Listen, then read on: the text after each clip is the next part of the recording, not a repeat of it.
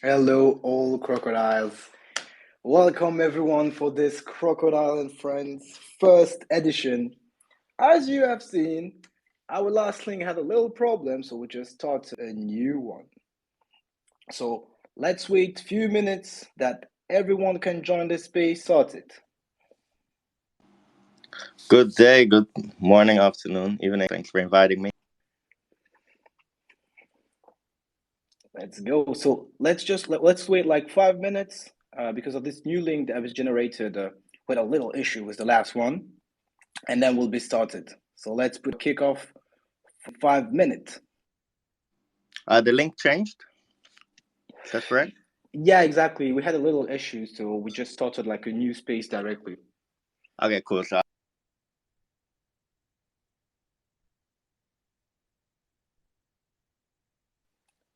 All right. Many people coming in happy. So as I was mentioning, we had a little last link, so we edited a new one.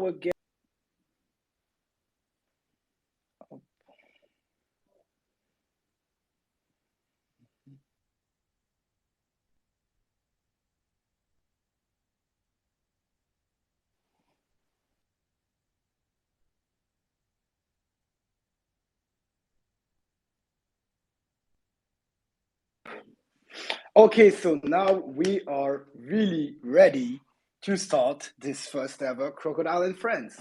So first of all, a big thanks for everyone joining us today. So let's do a little round of introduction. So let's start for the first collection in the space that is Austin, which is Lacoste Underwater, represented by Benjamin, which is the Web3 ecosystemic manager at Lacoste and the lead social.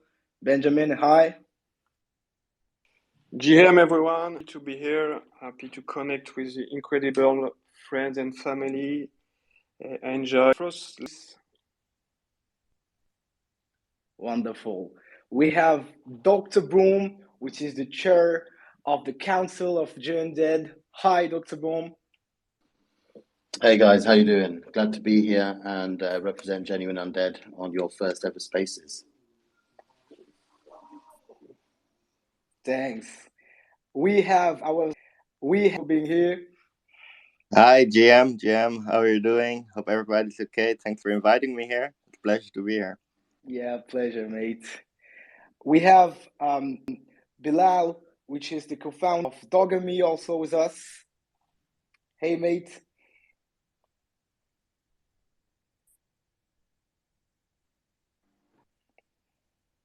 I don't see him on stage. Is coming. Okay. Connection is going on. Hello, guys. Thanks for the invite. Very pleased to join you all. And then, yeah, hey.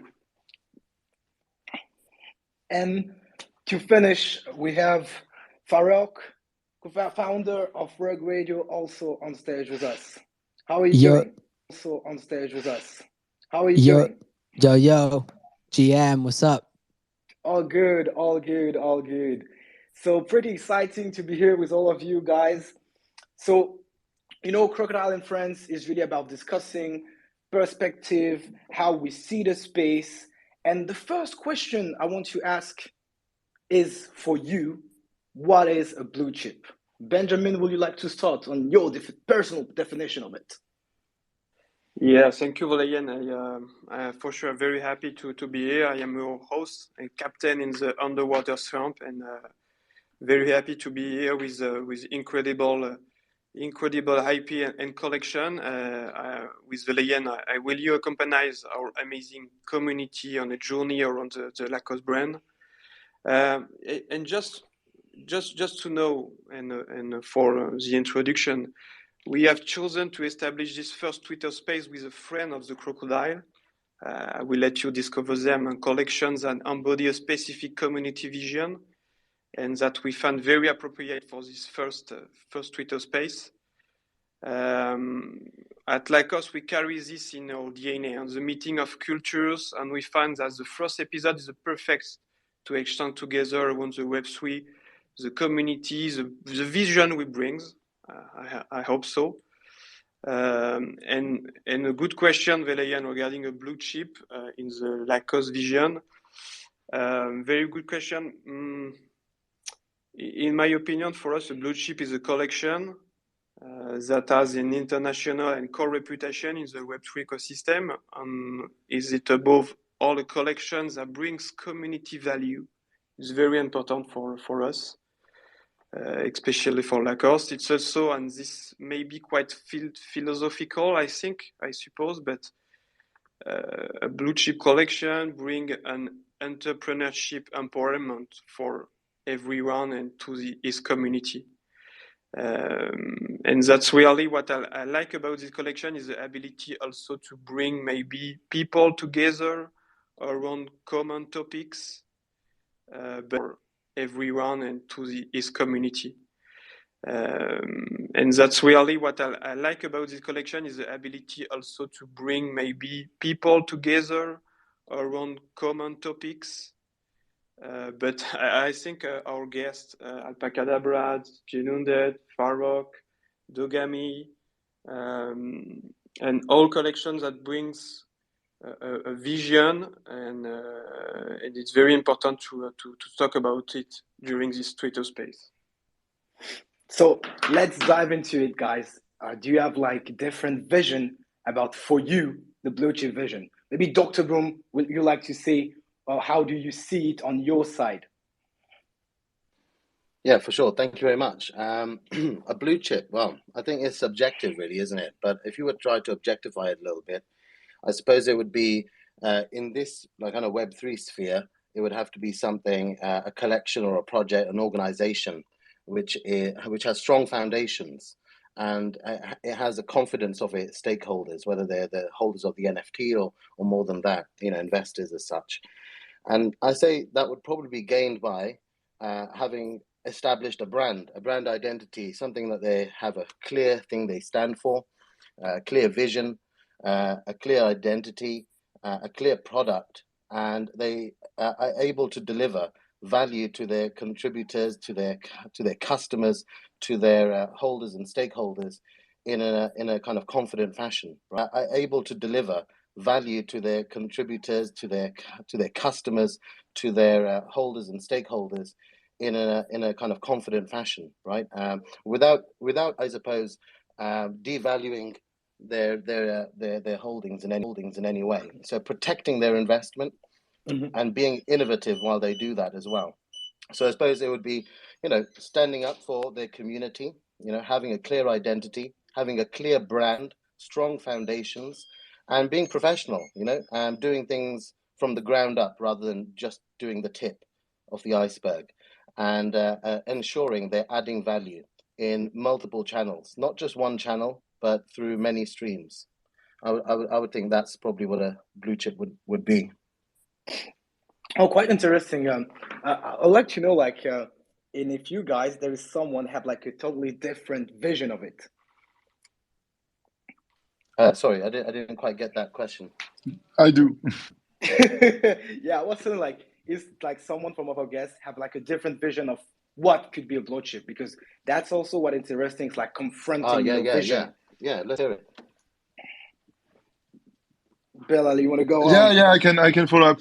Thanks. So no, it's not kind of a different vision. I would say that it's a complement of what was said, because I'm totally aligned with what you guys, Benjamin, and kind of a different vision. I would say that it's a complement of what was said, because I'm totally aligned with what you guys, Benjamin, and Doctor told us. I would add. And very humbly, but I think it's a very good way to put what's a blue chip. It's when your product is totally aligned with your community. I think it's the only way to create a real product market fit, and thus becoming kind of a blue chip. Not necessarily just because of the volumes and stuff like that. Those are consequences of having a product that fits with your community. Perfectly fit with your community. That's quite interesting, and I think that make a bridge also with Reg Radio, Farag, right? Because the project itself is to be able to own the media. So I think, like, how could you say for you that is that what Bilal just say exactly like getting to your why deep inside? Yeah, I mean, and this is a great conversation, good question, Vilayan. In art, a blue chip is a work of the highest like quality, right? So you have like the X copies of this world or ferocious, right? But then when it comes to companies, and for example, when you look at the stock market, what they call blue chip investments, and you're thinking X copies of this world or ferocious, right? But then when it comes to companies, and for example, when you look at the stock market, what they call blue chip investments, and you're thinking like, I think they consider like the Coca-Colas of this world and the IBMs of this world to be blue chip companies, right? And why? It's because they've, there's a certain like there's I think becoming a blue chip, and the word blue chip was tossed around a little too easily and too fast over the last year because the space is so young that it's tough to be called a blue chip right away.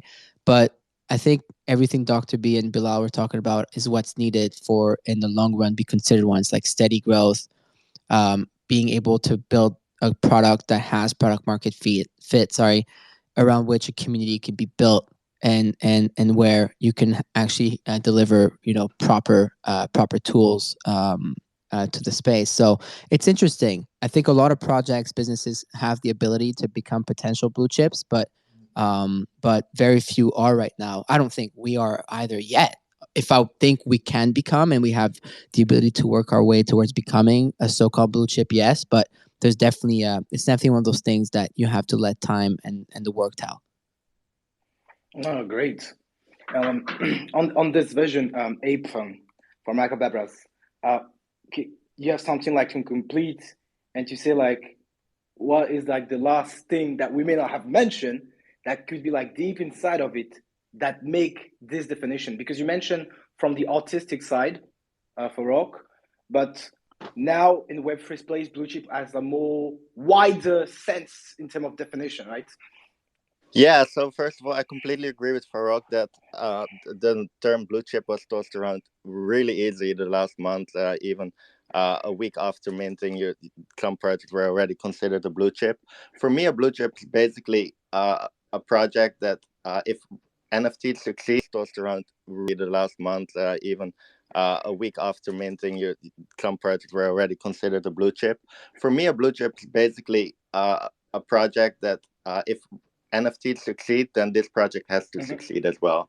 Let's think of the CryptoPunks. There's no future for NFTs without CryptoPunks doing well, and that makes it for me one of the ultimate blue chips. And let's say Rock Radio, it's a very it's like a niche brand, a niche branch, and if that part of the NFT branch does well, and there has to be a future for rock radio as well, then it could be considered the blue chip of that branch for me. And there are only a couple of projects out there that have this status of having to that will succeed if NFTs succeed in general.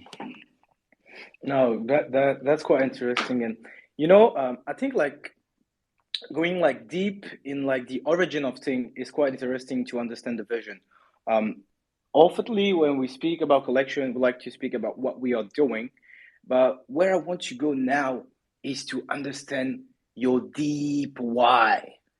So each of you, can you tell us like in 2 sentences, really what was the core motivation, the core essence, the core emotion inside of you that was telling you like, okay, I want to build a collection?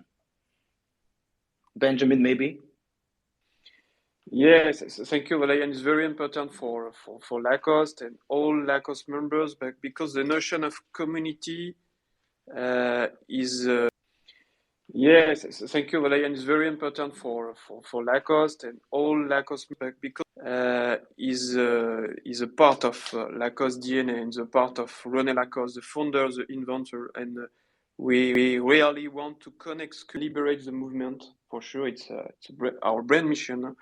And the Web3 is a catalyzer of that. And we are fed by the collection and the artistic aspects that develops online.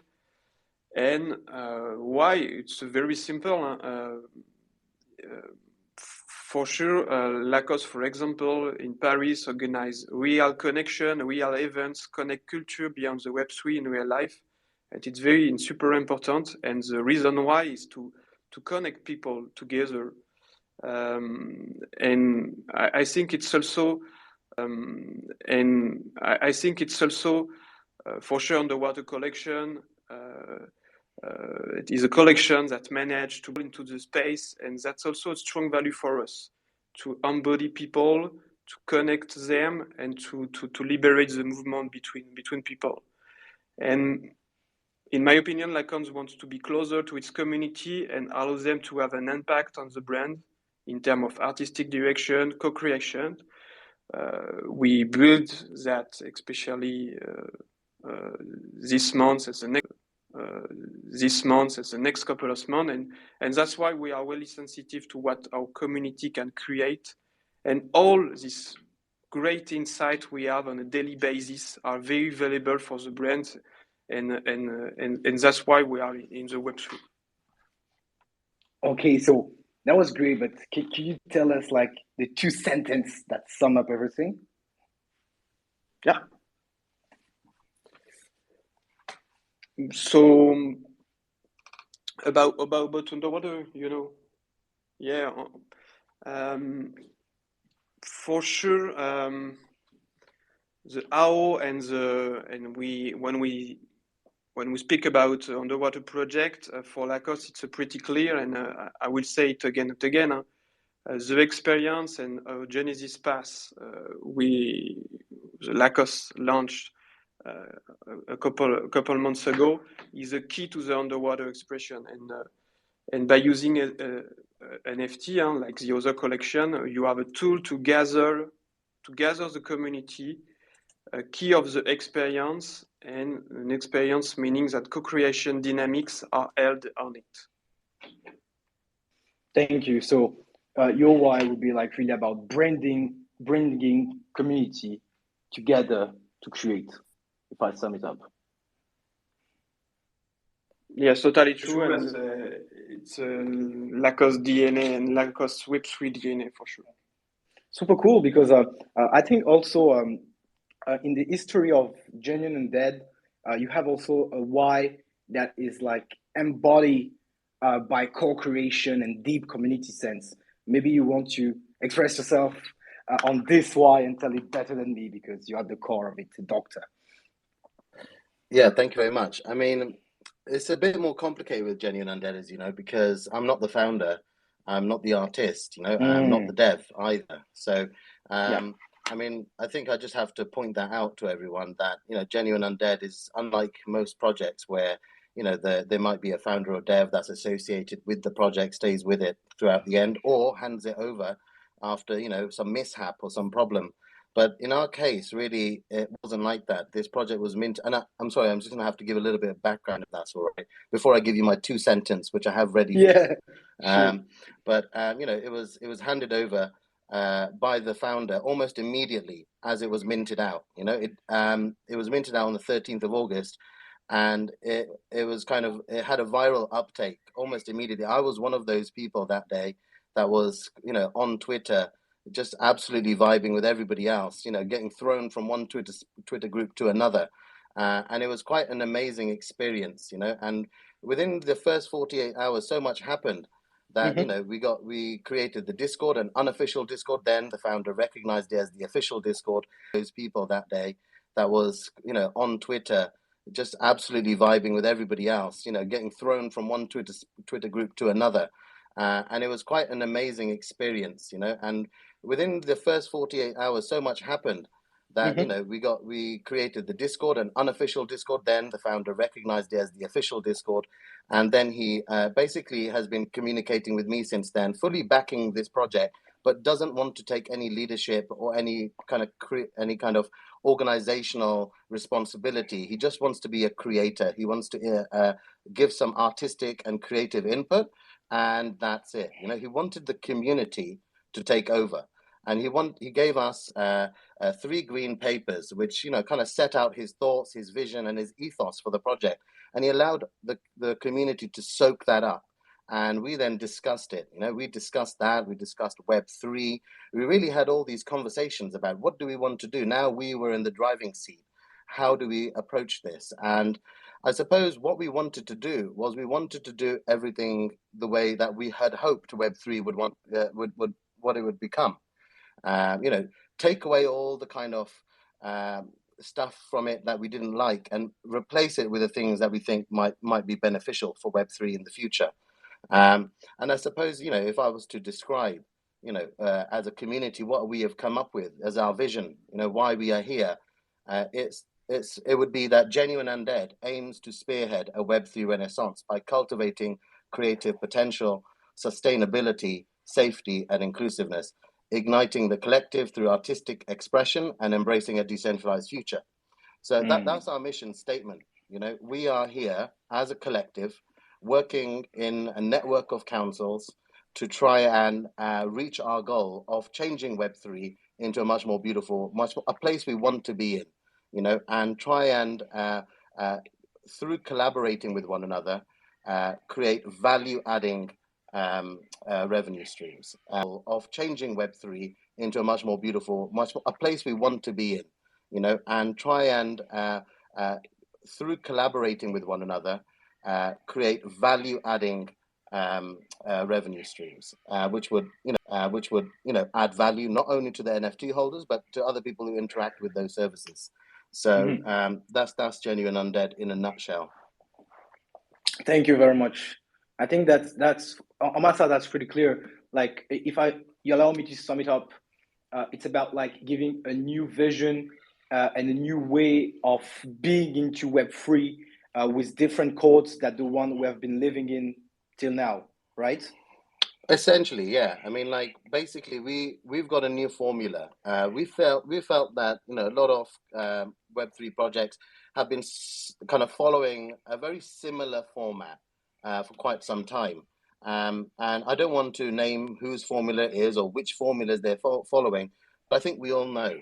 And I think to really bring Web3, out of this this phase, we need to crack that egg and allow innovation, allow people to have conversations, allow the mood to change, allow innovation, allow people to have conversations, allow the mood to change. And that's what Genuine Undead is doing. It's doing it through its inspiring art. It's doing it through connecting people. It's doing it through causing people to act that are inspired by this art. So yeah, it's basically a movement. It's a new ethos, and it's here with just kind of the good practice guidelines for Web3, and we're writing our own guidelines, and I think some of it might trickle over into other projects as time goes by. Okay, that's great. So like the core of it at the beginning was clearly the art that bond everyone together, right? So, essentially, yeah. I mean, the art basically just grabbed people's attention, and gave us something familiar, and it gave us this kind of bond to bond with. And then we created friendships, we created professional relationships, and then through all of that, we aim to now establish a foundation, really strong foundations, and beyond that, Genuine Dead as a brand. We haven't told anyone what we're doing. We're not telling people if we're going to do a game or this or that. We're just saying, look, we're doing the foundations. We're going to build a brand, and from there on, we're going to basically move as a community. Using the structures we've built. Okay, super cool. And so if I take by the why of art being the basic origin, Ape Fan from Alpaca, is it also like what started, that was the origin of the collection, the art itself? Yeah, definitely. We felt, especially at the point when we launched in October last year, so a while ago, we felt like the NFT space was turning quite serious. There was not enough memes, not enough fun, and we wanted to bring in colors. When we launched in October last year, so a while ago, we felt like the NFT space was turning quite serious. There was not enough memes, not enough fun, and we wanted to bring in colors, fun, jokes, memes, farts, poops, and everything into the world of NFTs, while also remaining serious with the utility. So we wanna connect people. We wanna bring jokes and funs into people's life in real life, Web 2 and in Web 3. so in the metaverse, and that's what we have been aiming for, and that's definitely why we started the project and what we feel we can contribute to the space. Okay, thanks. On your side for Work Radio and Dogami, the art wasn't the core vision, right? If I don't not telling nonsense, you can correct me, obviously. But for you guys, what was this why? Maybe Farouk, you want to start? Sure. No, you're right. Of course, like there's like I love our art, but it was never like at the core or the center of what we launched. Right. We launched a decentralized Web3 media ecosystem via NFTs because I wanted to show people that you can launch something as a young entrepreneur via NFTs and to be able to build something broader, right? And so without having to go towards like fundraising and whatnot, which by the way, there's nothing wrong with that. It's just I wanted to do it this way. And I wanted to do it grassroots with the community helping us. So if you ask us like, what's our why? Of course, like this why has evolved, changed, matured in the way over the last 10 months. But like initially it was, and it still is, to decentralize media. I mean, we're living in a time, I like to think over the last 2-3 weeks, you've seen how much, media has wrongly participated into the bashing of crypto or Web3 and whatnot, especially following everything's happened via SBF and FTX and whatnot. Don't want to go there, but it's just like it's really terrible the way things are being reported. And then like it tells you that there's a need for this Web3 native media ecosystem being built where people actually own the narrative. So own the narrative is our just do it, right? It's like our thing. And then like it tells you that there's a need for this Web3 native media ecosystem being built where people actually own the narrative. So own the narrative is our just do it, right? It's like our thing. And it's something that's very important at the core of everything we try to build when we add new creators and new participants in the network and whatnot. It's like, we really want to build a community around owning the when 6529 tweets a lot about seizing the memes of production. What if we created them, right? And I think it's important for us to always remember that we are the people who where the space stems from. We meaning you guys, the people on the stage, people in the audience, and stems from. We meaning you guys, the people on the stage, people in the audience, and on Twitter as well. And so it's important to keep that in mind. So yeah, that's our why. Okay, so yeah, for you on your side, like it's really about finding a new way to express and to build and being an entrepreneur through Web3, basically. That was me personally, but Rug Radios is really owning the narrative and decentralizing media. That's really like what our core mission is. That's really like what our core mission is, and focus every single day. Okay, great. Thanks, mate. And Bilal, to finish, what is your why behind Dogami? Because differently that the other collection that we are today, you're not on the same chain. So indeed. But that's for me irrelevant.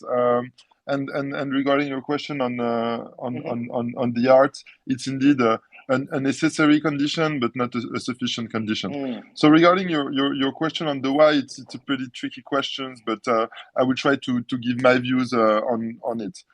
I would say that the first part is that since our life is becoming more and more digital, we wanted to experiment the stickiness of Web3 tools to introduce digital pets and your true virtual companion. That's kind of the first idea. Obviously, we came from gaming with the idea of interacting with your pet like Tamagotchi. But it's also going to be your virtual companion throughout the different metaverses. So first of the why is introducing a virtual companion and experiment NFTs to create stickiness. The second one is that we wanted to create a digital native brand, and since we didn't came from Web 2 and we didn't had any IP before our NFT collection, we wanted to create a digital native brand, and from there build different cross-media opportunities such as games, like I was mentioning, but also working on a movie, on a bunch of comic books, on a bunch of merch, and obviously a lot of partnerships for accessories in such as games, like I was mentioning, but also working on a movie, on a bunch of comic books, on a bunch of merch, and obviously a lot of partnerships for accessories, and for kind of a broader audience. Okay, interesting. So that's quite interesting because, like, in the different vision we mentioned, we see that on one part, the art is like the core sense that bond people together, and that the other one, the art is just a medium to express a wider, more entrepreneurship, if I could say like this, vision to embody to bring people with insider storytelling. So thank you all of you for this first, for me, which is like the most important, why you started what you're doing today. Now we get to the second question of the golden circle, which is the how. So how did you make it? We understand what's the origin, but what was the different step? Yeah, an interesting question, and thank you, Valerian. It's a long story, a roller coaster story for Lacoste, because we are a brand, we have a strong IP. We will celebrate 90 years anniversary of the brands next year. And how I think we entered with the humility of a brand, and above all by respecting two things. First one was very important to understand the Web3 culture, to invest time to learn how people involved in Web3 talk. Like, for example, it was very important to organize talk with some ecosystems members, to blue chip members, to great collection, what they expect, what they value in other projects, and join also communities to have a cross approach to see what makes people engage with other community, other brands, other projects, etc. This is the first one, to understand the Web3 culture, how we entering in the space.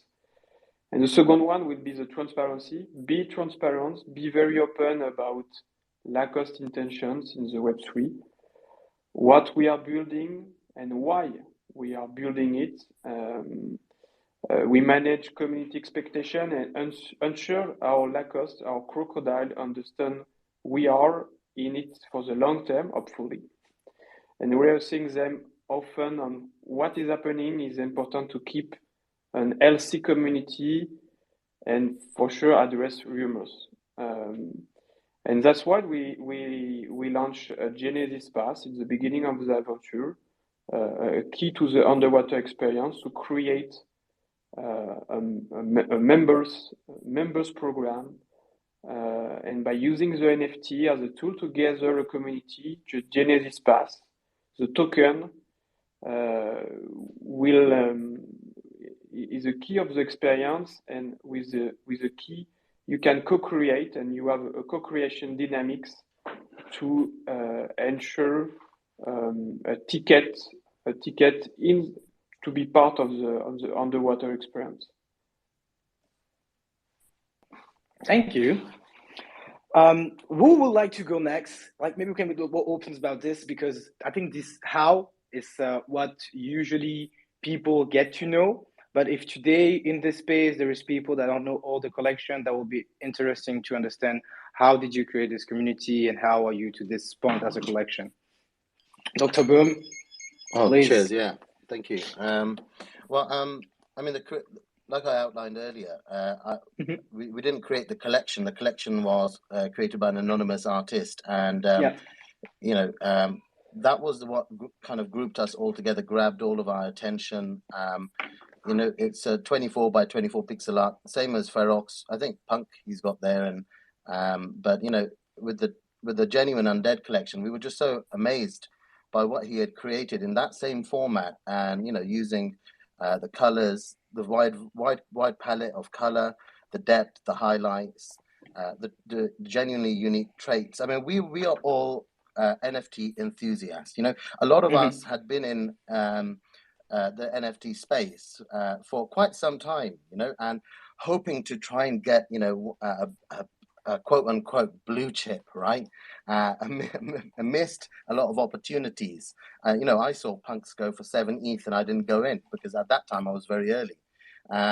But then when we saw this collection, just something screamed out at each and every one of us that there was something special about this collection, and we didn't care that it was free. We didn't care if it was $2, $3, $20, or $25,000. We wanted this art. A lot of us here in this community are collectors of this art now. We're real specialists of this art collection, and that was the driving factor. That was the kind of the fuel that kind of ignited this community to form. Because unlike any other collection, which has months of preparation beforehand, whitelist, grinding in the Discord and all that, we had none of that. We were just born into the bear, and we had to self-organize. And can you imagine what that feels like? Having thousands of people trying to understand what's going on, nobody there to lead them. And then, we were found in a very unique situation where we just had this collection and nothing else, other than the 3 green papers, which helped to kind of give us some direction and vision. But what we did do quite early on, day one, was make a Discord, a base of operation. I think that was absolutely essential because we needed somewhere other than the Twitter groups that were limited to 75 at the time to try and have a universal conversation. And from there, we started to organize, listen to what everybody wanted, and try and deliver as fast as we can, working in a team and having to trust to self-organize. And can you imagine what that feels like? Having thousands of people trying to understand what's going on, nobody there to lead them. And then, we were found in a very unique situation where we just had this collection and nothing else, other than the 3 green papers, which helped to kind of give us some direction and vision. But what we did do quite early on, day one, was make a Discord, a base of operation. I think that was absolutely essential because we needed somewhere other than the Twitter groups that were limited to 75 at the time to try and have a universal conversation. And from there, we started to organize, listen to what everybody wanted, and try and deliver as fast as we can, working in a team and having to trust people we had never met before. It was a very, very interesting period. We learned a lot about ourselves and each other. And the next step was communication, right? And so we had daily spaces. We've had daily spaces, multiple spaces in a day, every day for the last 101 days. So that's how we do it. We communicate, we talk, we discuss, we have it all out in the open. We're very transparent, and we like to come in with a question, and we like to hear everyone's answer. We like to weigh everything up. We like to change our minds. We like to think about things maybe somebody thought about that we hadn't thought about.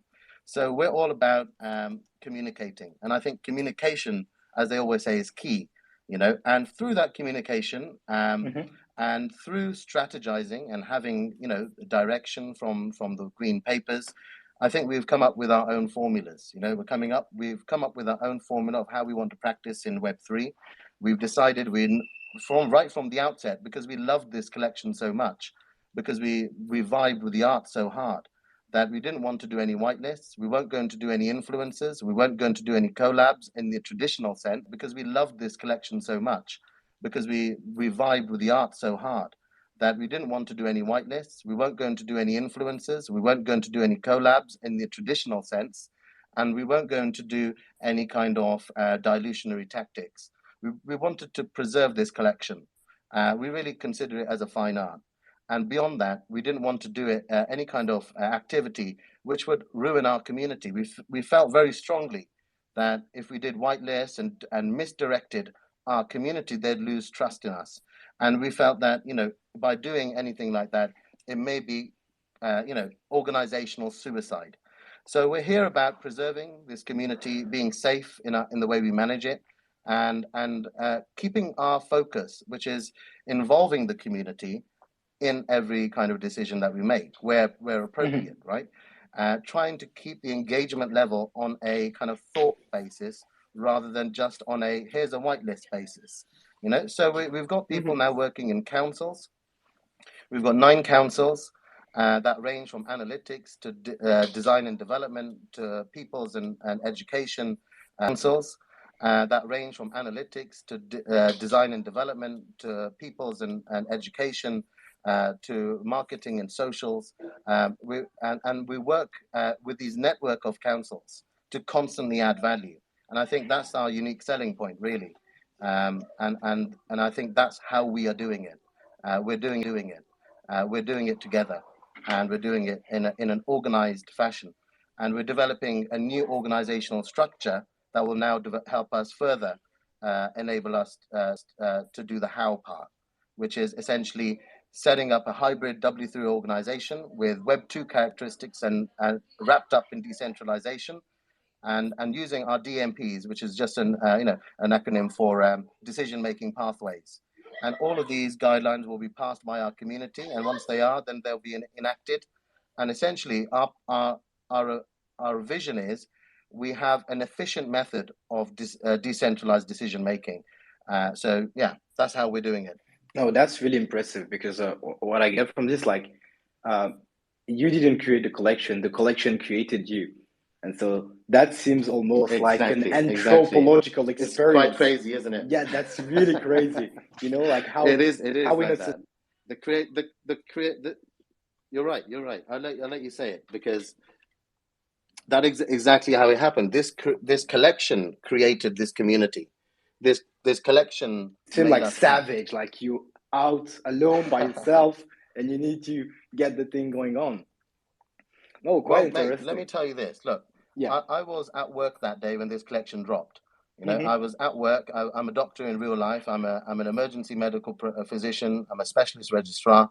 And in between patients, I just went on to OpenSea and I saw this collection on OpenSea activity, and it was that serendipitous event which led to me being here right now.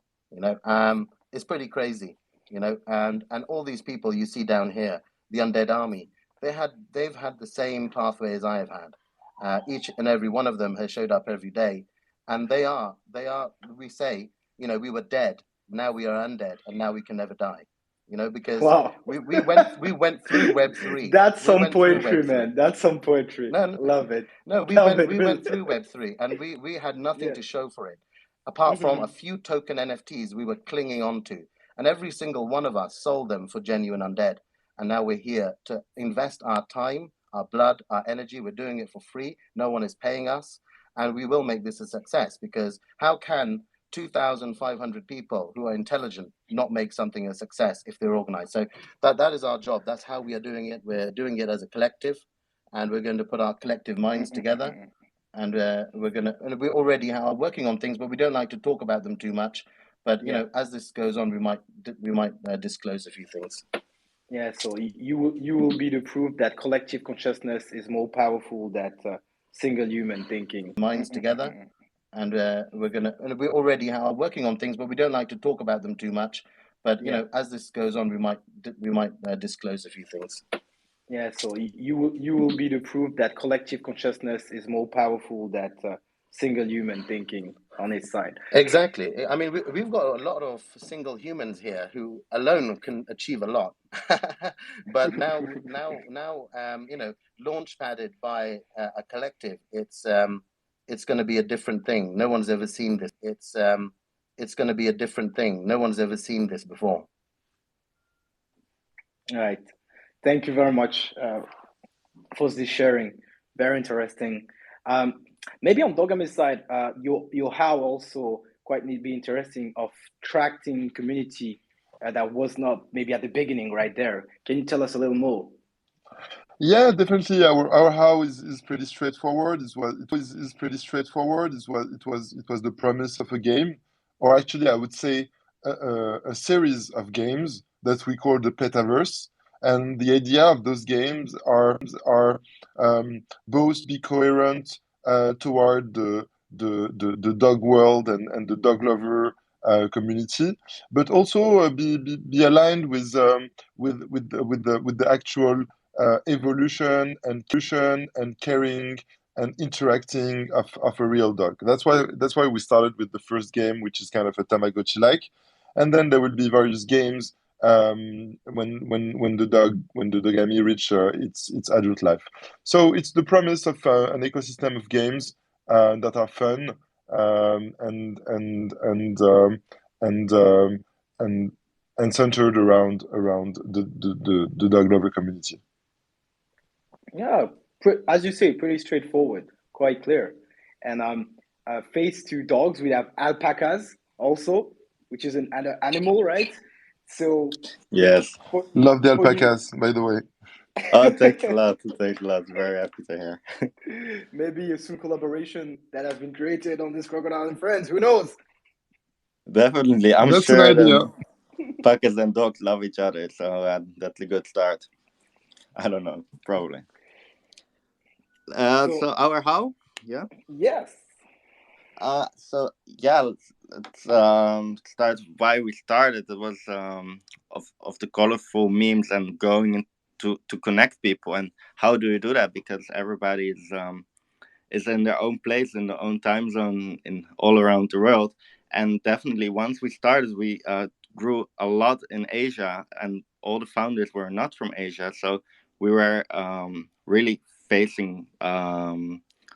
Yeah, we had to shift the way we did everything and quickly built in Asia while we had no experience. So luckily um, we were lucky to have some people in our team rather fast who knew about this, who could maintain this community, and then we really became worldwide more than we expected at the start. So how did we do it? Well, we just built different teams, and we continue listening to the community about what they want, because we can have our idea about what people want in the metaverse, but we cannot build multiple metaverses for everybody. So we need to be close to the metaverse that are out there, because I think too many projects, especially in the bull market, were promising a lot of big things, but yeah, you just can't follow up on it. But we cannot build multiple metaverses for everybody.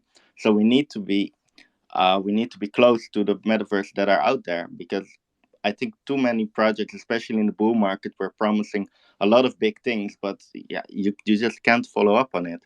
So how did we do it? It's basically just trying to stay close to all the different metaverses out there, to all the opportunities, stay in the market, stay in Web3, and find the best collaborations as possible to expand our brand in the most healthy ways possible. Like, don't collab with the rock pools, of course. Find out which projects you really trust, and move forward with that. Right now, I think, especially in a couple of months, our alpacas will be playable in almost 10 different metaverses. Out of a couple of them, we value very highly. Let's say Sandbox, etc. And yeah, it was quite hard, because all these metaverses are working on their own thing, and we're like lurking, trying to get information out of them, what is possible, what are the boundaries of their tools, and yeah, we basically just continue doing that until they recognized us. And right now we're getting closer and closer to Sandbox and other metaverses, which allows us to expand our brand in there. But still, not everybody wants to have to play in the metaverse. They just love the art. We were very focused on the art in the beginning. I think we made more than 100 one-on-ones, even just because we liked it, just because we wanted to show the alpacas in all the ways possible. And yeah, we want to show that we want everybody to have fun in the community. So then we also went into the Web2 space with all the merchandise, which and yeah, other brands, Web2 brands collaborations, which we will continue on later. But basically, how we did it is stay vigilant, stay in the markets, find opportunities, and then after a while, you can definitely build a brand inside Web3. I think it will be really hard to do everything on your own. So work together with the dog, perhaps, and that's how we manage to It's also spread. the philosophy of Web3, to go towards collaboration and interacting directly with both the community and the other members. Yeah, yeah. Yeah, I've, like I've noticed, mhm. like in the bull market, I've noticed that most of the projects that were still yet to mint were really some of the founders were really arrogant. Like the way they spoke to me, I already noticed that they were not really fit for the scene just because they wanted to do everything on their own. And together we can build Web3. We can do it on our own, I guess. Oh, thank you. That's pretty clear. Farok, how did Yes, you sir. how did you impulse the fact of creating a decentralized media? Yeah, I mean, the way we approached it was at the end of last year, almost around this time, we launched a free NFT, which was our membership pass to Rug Radio's ecosystem, limit one per person at the time. Farok, how did Yes, you sir. how did you impulse the fact of creating a decentralized media? Yeah, I mean, the way we approached it was at the end of last year, almost around this time, we launched a free NFT, which was our membership pass to Rug Radio's ecosystem, limit one per person at the time, which was a free NFT that would be our membership pass that would give you access to our ecosystem, whatever ecosystem we would be building for the rest of the year, and for the next, tens of years to come. And so that's how we started. And then the NFT in January 11th of this year, so 2022, allowed you to mint one Rug Radio Genesis rug, right? Which yields token. And what happens that those tokens, the rug token is then yielded to those NFTs. And then with the rug token, you can swap it for the rug DAO token in order to apply governance over the entire structure of Rug Radio and the DAO. So when you think about the how, like earlier, I know you asked about the why, but now if you think about the how we did it, that's how it was like in a few steps. Now, it gets extremely like intricate, and from a tech standpoint, there's a lot we can do via the ERC 721M, which is the collectives contract that was created by Syndicate DAO, on which social platforms and networks can be built on, which is really cool. Which enables us to do a lot of things through dynamic NFTs, right? Which is down the line, whether it's curating content better for our listeners, or most importantly, be able to reward them for participating, right? Because that was a big part of our why, is like we want people and creators, most importantly, but also network participants, which is you guys that are listening, not the people on stage right now because you're creators. It's the people listening, which were consumers in Web2. I like to think that Web3 flips the scripts and then involves them in a broader way and makes them participants, and therefore need to be rewarded for doing so. And so that was our how. It's like our how was very like simply put, be able to tokenize our ecosystem and have it governed by DAO, which then decentralizes decision making. Now, obviously, decentralization is a big word. A lot of it can be theater, but I think our promise is that we try to achieve that within 5 years. We're 10 months in. And it's pretty much called progressive decentralization, and I like to think that we're slowly but surely, taking action in order to get to that point. Okay, but like you that's getting for me challenges that you're pointing out, because like going on this decentralized decision and creating like a media, which is usually like a classical company corporate going on your side, if we speak about regulatory challenges, what are the ones you're facing on right now? Because if you want to scale and really bring this vision on with everything going on toward regulation, you must have challenges. Yeah, I mean, there's always these challenges, right? I mean, you're following closely what's happening with Yuga Labs, of course, like, and then of course, like you saw yesterday, Horizon Labs showed the paperwork for like what the staking would look like with regards to USA and Canada being geo-blocked, right? And so we were talking about this morning on our morning show, but this is something we're always on top of. So we have like a very, very good team of attorneys that we've hired as our general counsel at Rug Radio in order to be able to make sure that we always stay within the lines of regulation. And the regulations changed a lot. So the beautiful thing about Rug Radio is that obviously this is not, I don't take care of that stuff. I have people who are way smart. Like, I have people who are way, but it's that. I have people who are way smarter than me. And way more professional when it comes to laws that handle this. So we hired a really good legal counsel that ran an audit through how we were launched and what we were doing. That the answer was positive. And then again, like for example, I have a meeting with them next week because we have a launch coming, and I want to include our token part of our launch.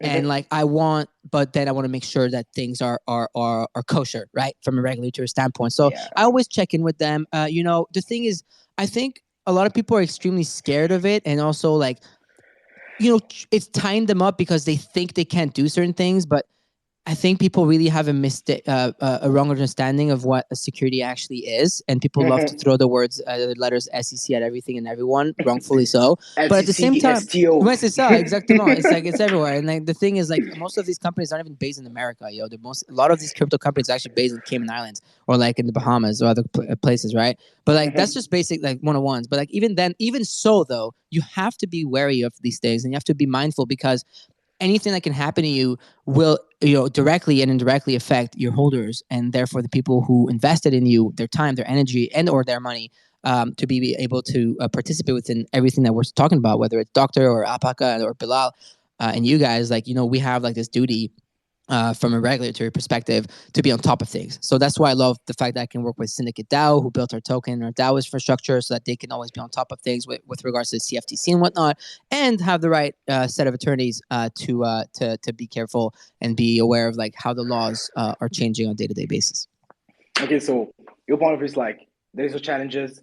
Are getting like the best team of Avengers that can go on these challenges. Yeah. You have no choice. I have the Fantastic Four, baby. Fantastic Four, because listen, I'll do the media. I'll come on the Lacoste basis anytime you want. But when it comes to regulatory stuff, I will hand this to some of the best attorneys in the country any day of the week, because it's that's what you get this money for, is also to be able to pay for the proper legal accounting and everything. It's like that's a part of being a business owner that people don't talk about a lot, because it's not glamorous, it's not hot, it's not pretty to talk about. But hey, like you have to have that in order to run a successful business in the space. I fully agree with you. Yeah, focus on your product. Let the Fantastic Four going on, and put all the stick in order to be sustainable in here in like 5 years, and let's keep it roll. No, pretty cool, bro. Alpaca, what's all the challenges on the regulatory side that you're facing right now? To be able to pay for the proper legal accounting and everything. It's like that's a part of being a business owner that people don't talk about a lot, because it's not glamorous, it's not hot, it's not pretty to talk about. But hey, like you have to have that in order to run a successful business in the space. I fully agree with you. Yeah, focus on your product. Let the Fantastic Four going on, and put all the stick in order to be sustainable in here in like 5 years, and let's keep it roll. No, pretty cool, bro. Alpaca, what's all the challenges on the regulatory side that you're facing right now? Yeah, so we're from the Netherlands, and the Netherlands is not really crypto friendly. Our government is really easily skeptical, I would say. So for us, it was really hard after the mint to know if we actually did everything correct. Like, you start a project, you're in complete hype, you're building poops and farts, and suddenly you mint out, and the government has no idea what you're doing.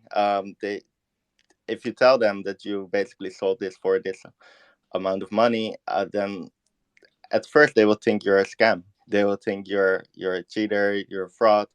So we've been busy for over a year, and only now it's we got through that we're not a scam. And if you make one wrong move, then the police is in front of your door, confiscating everything you have.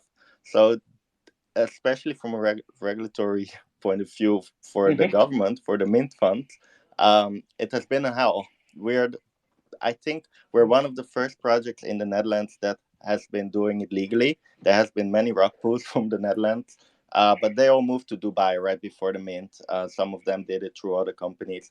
So we will be the example for the Netherlands in how everything will be dealt with, which also means that if they give us certain benefits of the doubt, then they have to do that for every project.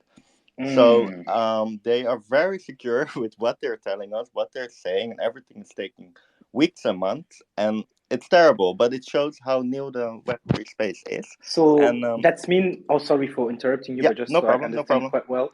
So that's mean that on your side, you're working with like Netherlands regulatory institution directly, so that what they will put for you will be eligible for any DAO that will be created in Netherlands in the future, right? Exactly. Yeah. Cool. Yeah. Yeah, we are the example, and that means that they can't be too easy, because even if they tell us like, okay, this okay, we give you 3% discount, let's say on the tax, then suddenly they have to do it for all upcoming NFTs. And imagine this become $1 billion industry, then this 3% for every year will be very, yeah, very lucrative. yeah, like it will cost them a lot of money. Yeah, so it's not about us, and that's why what we have been dealing with, and that's why we also have. Then suddenly they have to do it for all upcoming NFTs, and imagine this become $1 billion industry, then this 3% for every year will be very, yeah, very Lucrative. yeah, like it will cost them a lot of money. Yeah, so it's not about us, and that's why what we have been dealing with, and that's why we also had to take one of the best law firms in the Netherlands, which luckily knows how to deal with these types of things. But yeah, it was a hell for us, because none of us has a background in law, none of us has a background um, in any of these things. Like Farag says, there are people much smarter. These things, like Farag says, there are people much smarter than us in these types of things, and I have no clue what it means. So I've just been sweating and praying that everything will be fine, because I have no clue what they wanted. But luckily, it's fine, and we made some good progress. And I hope also for projects that are minting in the future. Great. So this is the case of Netherlands. On your side, Villa with Dogamy, what are the challenges today? Well, we didn't leave to Dubai. That's for once. To Dubai. That's for once. No joke apart, basically. So on our side, it's pretty specific, because we have two things to be aware of. The first one is obviously the NFT and the crypto part, and the second part is also linked to the gaming aspect and the play to earn and the play and own, and the different incentives that are implemented with the token. To have a proper approach, the first one is obviously work with legal to define what's the best structuration. And in our case, we have a mother company handling the IP in France, and we have a fully owned subsidiary in Switzerland that handles all the token parts. And so think of the structuration. And the second one is obviously lobbying and working hand in hand with other projects like Sorare or Immortal Games or even Cross the Ages. And all those companies, they syndicated in a union called metacircle.eu, to be one voice to the regulator. And we've seen that it worked pretty well, because, for example, Sorare had they had a kind of a judgment saying that they're not a gambling game. And so now that there is this jurisprudence, this historic decision towards Sorare, the different games that are in the same industry space are kind of backed, and so it comes back to what we were saying. Try to do things collaboratively, because you will always have more leverage, and do things hand in hand with the regulator, and it takes time. It costs some legal costs, but it's definitely worth it for the sanity of the ecosystem and where we are evolving. No, pretty cool. So yeah, so the main challenge is that you don't have like one regulator in challenges. You have multiple one on different vertical. Once Exactly. on the token and the NFT, and then the other one on becoming like a betting company in a state of a legal way. Okay, pretty cool. Exactly.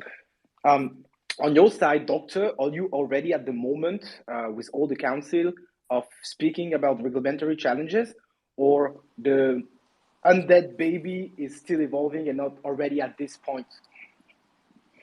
Yeah, no, we do have a few people who specialize in basically this law essentially. Okay. We've got a gentleman who's basically is a specialist in IP, copyrights, especially with digital assets. He's basically going to be helping with any legal issue. I mean, we're not releasing a token, we're not releasing a token at all. We're a PFP art project. We're going to be doing certain projects, revenue generating, which for that we're going to need some legal advice. But it's work in progress. We're only 3 months old, and I think it'll be unrealistic for me to just set it out for you. But we definitely have, from a regulatory standpoint, you have to pick a place where you want, your organization headquarters to be, and you need to ensure that you function within the law of the land, and also from a global perspective. Given that all of our stakeholders are, all over the world, these are conversations to have, and certainly I'm not a lawyer, but we do have lawyers that specialize specifically in this, and we'll be going to them and seeking advice on how to do that. But really, we're just focusing on adding value to the PFP for the moment. That's our main aim, and we're going to be doing that through innovative law medium that we hopefully will be releasing when specifically in this, and we'll be going to them and seeking advice on how to do that. But really, we're just focusing on adding value to the PFP for the moment. That's our main aim, and we're going to be doing that through innovative law medium that we hopefully will be releasing when at the right timing, and a partnership we're looking to form. But I can't give very many details on that. But really, it's all going to be focused around the art and the law. And certainly, you're right. Cool. I mean, regulatory works have to be done, competently, so you don't find yourself in a pickle later on. Yeah, but I just like maybe a little question if you have the answer. Today, you are in a decentralized way with council, but tomorrow, if there is a legal entity, there will be the question of who take the responsibility, right? Yeah. Question of who take the responsibility, right? Yeah, of course. A corporate entity, which most likely will need to be done. It will probably be the Undead Council members who are on the board of directors there. But then we would have our stakeholders we would still operate in the same way, listen to our stakeholders and do it like that. But certainly, when we write up our organizational protocols, within that, certainly if there is something that people are not happy with, it will be built in to our organizational structure that it can be restructured if necessary. If things aren't going how they want them to go and they don't feel heard, certainly those things are going to be something that we need to think about. But certainly setting up an organization or corporate entity is going to be important to do.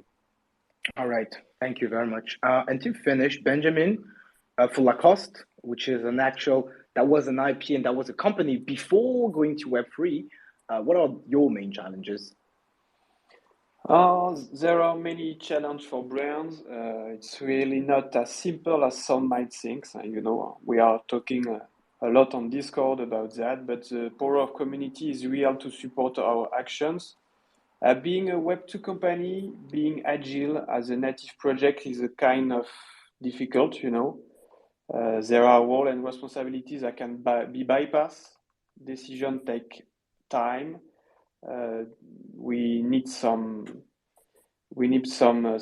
time to take some decision, and each decision impact directly Lacoste. So integrating the community in the right way to keep Lacoste origin, but allowing creativity to take part. But we are very happy to be here because it's a big test and learn, very early stage platform. We have, for sure, it's quite challenging today, but it's a big test and learn, very early stage platform. We have, for sure, it's quite challenging today, but we are in the very great